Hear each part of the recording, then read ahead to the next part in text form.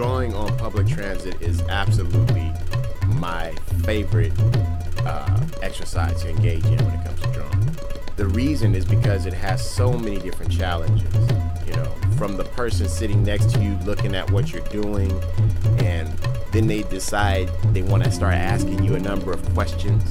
That's one challenge. Then you have the unexpected shifts in movement of the vehicle. Then you have, you know, little kids or a crowd of people. You know, you get one person that looks, and then they turn around and they tell somebody else, hey, look, this person's drawing that person. And the next thing you know, that the person they're sitting with looks, and then someone saw those people just quickly turn their head. They want to see what they're looking at. Then you got 3 people, 4 people, and next thing you know, you have a crowd of people looking. And I'd say one of the biggest challenges is trying to be covert while doing it, trying to do it without people knowing that you're doing it. In this particular video, the cyclist, that guy, he actually knew that I was drawing him. I asked him ahead of time, did he mind? I had him fill out a consent form and all that other stuff. And that's another thing. If you do videos like this, don't record people and put it on the internet without their permission.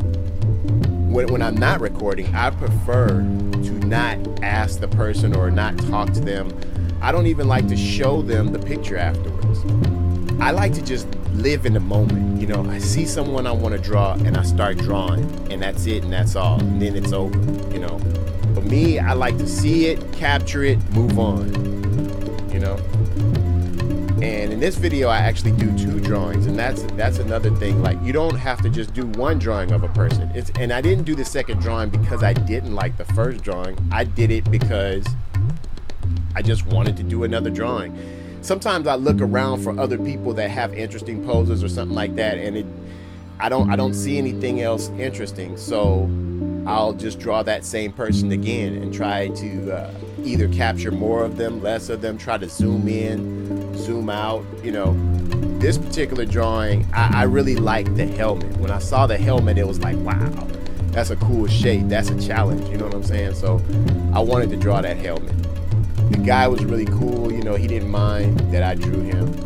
It was kind of weird because the person who was filming, you know, that's bringing attention. And then once the attention comes, then you have all these people looking, and then sometimes you kind of move out of the realm of this is just a practice drawing to more, I need to do something significant because people are looking.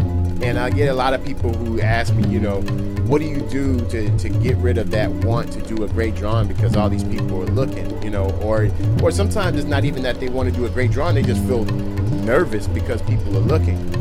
What I would say is the more you do it, the more you get rid of that feeling. Just think about the worst thing you ever went through in life. How did you look at it before you went through it?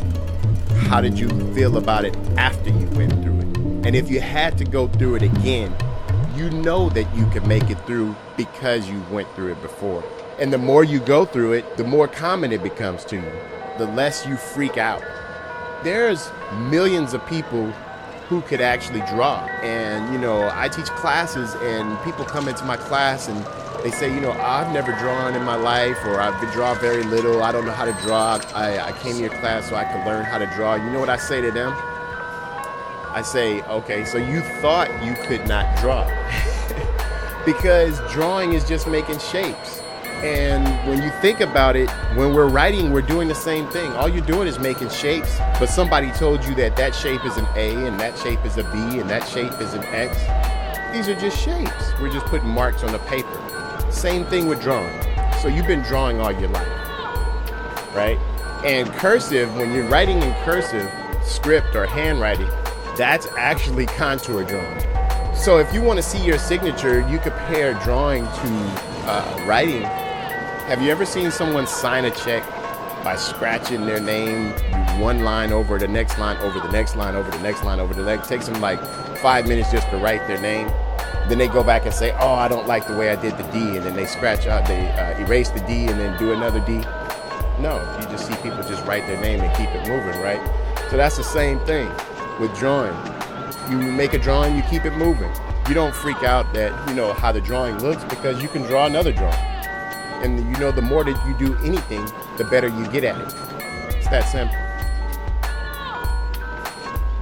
I actually don't like to show people my drawings because I never know how they're going to feel about the drawing. When I'm drawing, I am strictly practicing. Sometimes I'm zoning out. Most of the times I'm zoning out thinking about other things.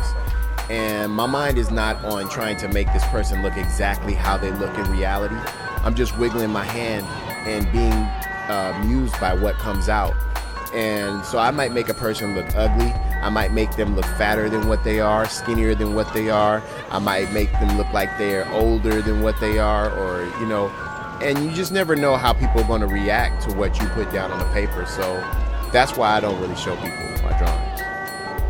I actually like to see how interesting I can pull off a person's likeness. I'm not very interested in the photorealism, in making things look exactly precisely as they do in reality. What's the most creative way I can pull this off? What's the most interesting way I can wiggle my pen to express some energy on this page, in this drawing?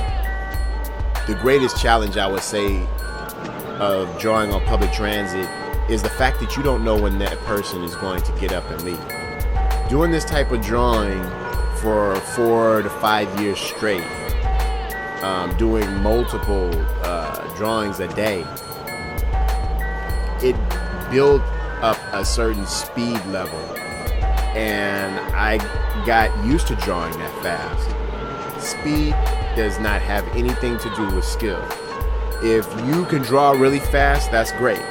If you draw really slow, that's fine too. It doesn't matter how fast you draw. It depends on one thing, and that's how you like to create.